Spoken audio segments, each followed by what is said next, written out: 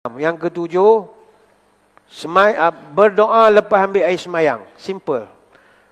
Jarang orang buat juga. Berdoa lepas ambil air semayang. Apa fadilatnya?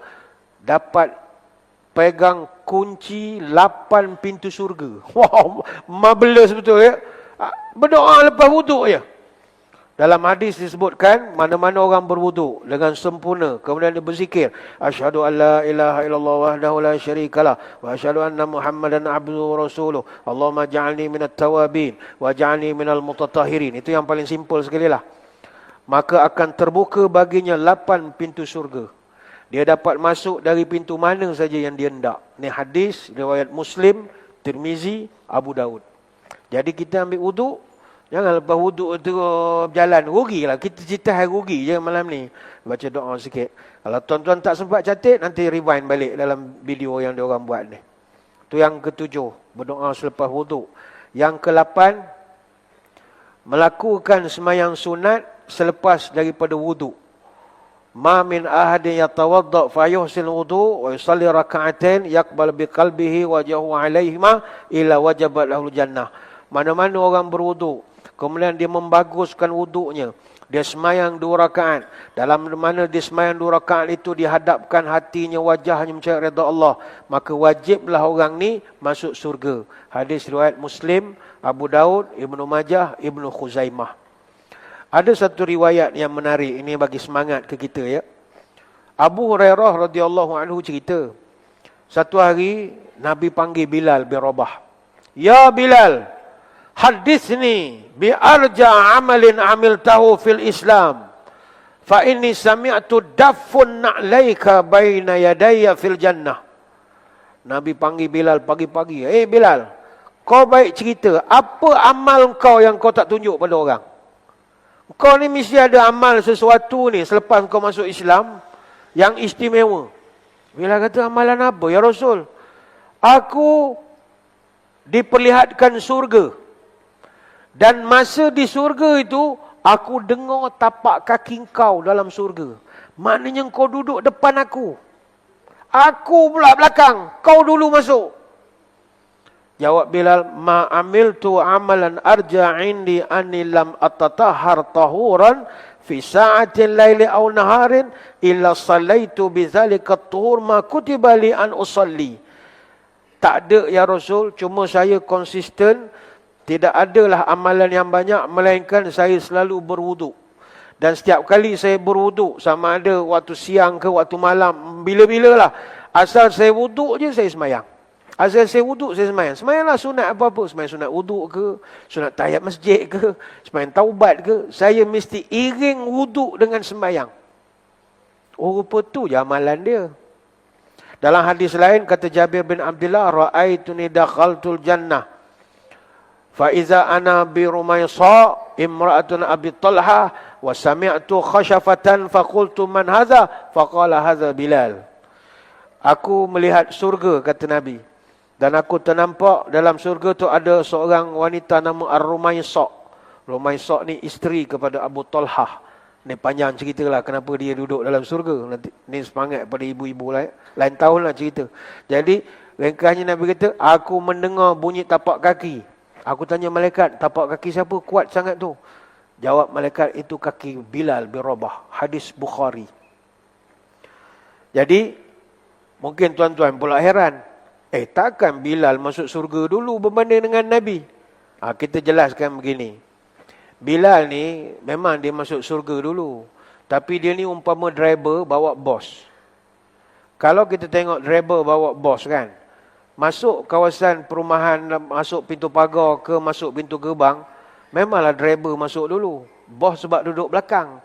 Tapi driver tetap driver. Begitulah contohnya. Memang driver akan masuk dulu. Masa perasmian kompleks kita ni dulu. Ketika masuk, driver memang masuk dulu. Sebab CM duduk belakang. Itu contohnya lah. Bukan, mana jangan tuan-tuan faham, kedudukan Nabi lebih rendah daripada Bilal. Tidak. Tetapi fadilat nak ceritanya, Bilal bin Rabah setiap kali berwuduk, dia semayang. Setiap kali berwuduk, dia semayang. Itu pahala besar dia dapat. Itu yang ke-8. Yang ke-9, apakah amalannya? Antaranya hadis Nabi sebut, kita berdoa selepas azan. Tadi tuan-tuan berdoa lepas azan. Tahukah tuan-tuan doa yang kita baca lepas azan tadi, itu doa yang sangat mahal harganya. Sehingga Nabi sebut, siapa-siapa ketika selesai mendengar azan, dia berdoa, Allahumma rabba hadhihi da'wati tammah wassalatil qa'imah ati Muhammadil wasilata wal fadilah wa ba'su maqaman mahmudan allazi wa'atah. Siapa yang baca doa itu, wajib dapat syafaat aku hari kiamat. Hadis riwayat Bukhari. Baik itu saya mana-mana pun amalan saya berceramah, kalau masuk waktu isyak, kita breaklah sekejap. Sebab kita nak ambil fadilat berdoa selepas azan. Kalau kita skip azan isyak tadi, tuan-tuan dah hilang satu pahala besar. Kerana nak menunggu azan seterusnya, subuh esok. Belum tentu umur kita panjang. Jadi berilah laluan sekejap kepada azan. Fadilat kita menyawab azan tu pun besar pahala. Membaca doa lepas azan tu pun dapat syafaat. Wajib dapat. Halat lahu, kata Nabi. Pasti dapat syafaat aku pada hari kiamat. Tahniahlah tuan-tuan, dapat besar dah pahalanya. Apa lagi? Selawat lepas azan. Berapa besar pahala? Iza sami'tumul mu'azzin faqulu misla ma yaqul. Thumma sallu alayya. Fa innahu man salla alayya salatan sallallahu lahu biha ashran. Panjanglah hadisnya. Kalau kamu mendengar azan, jawablah azan sama seperti bacaan si Bilal. Habis azan, kau selawat kepada aku. Siapa yang selawat pada aku, satu kali saja, Allah selawat pada dia. Iaitu Allah doa untuk kita sebanyak 10 kali. Jadi kita berapa pahala besar kita dapat. Sambil-sambil duduk, tuan-tuan, sambil duduk macam ni. Tak payah buat pening-pening. Amalan sedikit tapi pahala berbukit. Apa lagi? Yang ke-12. Banyak ni, baru 12, 600. Banyak lagi ni. Pada pukul 9 kita berhenti lah tuan-tuan. Lapar dah ni. Yang ke-12. Ini pun senang juga. Ini pun senang. Amalan sikit tapi pahala besar. Apakah dia? Bersihkan masjid. Bukan suruh kita jadi cleaner, sapu bersih. Tidak. Nampak ada hak kotor-kotor depan mata tu, bersihkanlah. Janganlah komplain-komplain. Bersihkan je. Pergi ke bilik air tengok tandas kotor ke apa ke. Masjid kan rumah Allah. Membersihkan rumah Allah ni kan. Bantulah sering.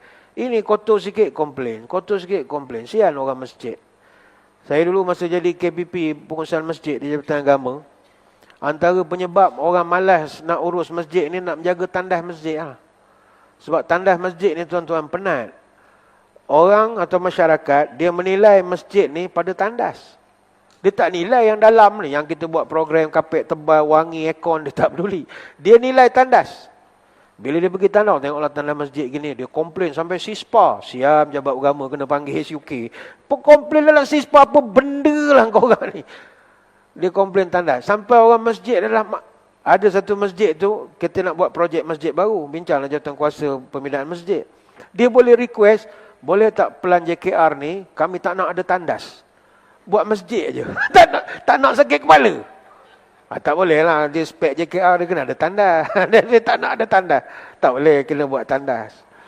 Ada satu JK masjid tu, kita buat penilaian 5 bintang. Nak bagi star rating lah. Pergi, memang baguslah pengurusi masjid. Kita minta file-file pengurusan. Memang kemal orang pencen kan. Orang pencen SUK, pencen cikgu, pengetua. Memang cantik lah laporan-laporan dia. Duit keluar masuk. Semua cun. Masjid bersih. Bila pergi ke bilik air, pintu sengit, engsel dah tak ada. Pam dah tak ada penutup.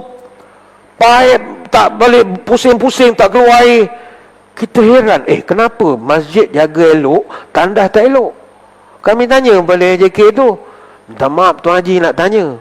Masjid cantik, kenapa tandas begitu? Oh, jawapan dia memang win lah. Tuan-tuan boleh guna jawapan ni. Ustaz, kami ni jaga rumah Allah je. Rumah setan kami tak jaga. Win. Ini jawapan win. Ada ke betulnya? Takkanlah rumah setan pun kami nak jaga. Bagilah PBT jaga. Majlis Pembenaran ada kan. Dia kan suka bagi bintang ke tanda-tanda. Biar dia je lah. KPKT tu kerja dia. Ya tak ya juga. Tapi tak apalah. Kita bersihkan masjid, besar pahala. Man akhraja adha minal masjid banallahu lahu baitan fil jannah. Siapa mengeluarkan satu kotoran saja dari masjid, Allah buat untuk dia satu rumah dalam surga. Hadis riwayat Ibnu Majah. Kalau rasa macam Ya ke? Aduh, kutip sampah satu rumah. Munasabah ke? Ini kasih sayang Allah.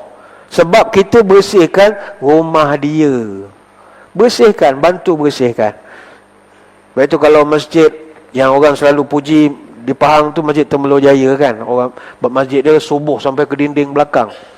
Tuan-tuan kalau pergi melawat, masjid tu, dia memang masjid tu milik bersama. Maksudnya, semua orang kampung buat masjid tu macam rumah sendiri.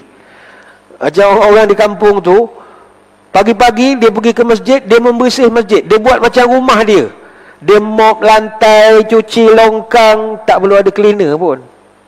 Dia rasa tu milik dia. Kalau pergi ke tandas, dia tengok ada tak betul, dia pergi DIY, dia belikan, dia pasangkan engsel ke, dia rasa ini milik kita bersama. Maka kalau kita ada sikap macam tu, dapat rumah dalam surga, tuan-tuan. Ringan kerja AJK. Bukan nak bagi AJK goyang kaki, tidak. Tapi kita ni pedulikan ini AJK ke apa, ini rumah Allah. Aku nak pastikan dia wangi, bersih. Jadi tuan-tuan hari esok bolehlah jumpa dengan pengurusi, minta kebenaran, nak cuci tandas ke apa, bawa mop, bawa apa, bersihkanlah.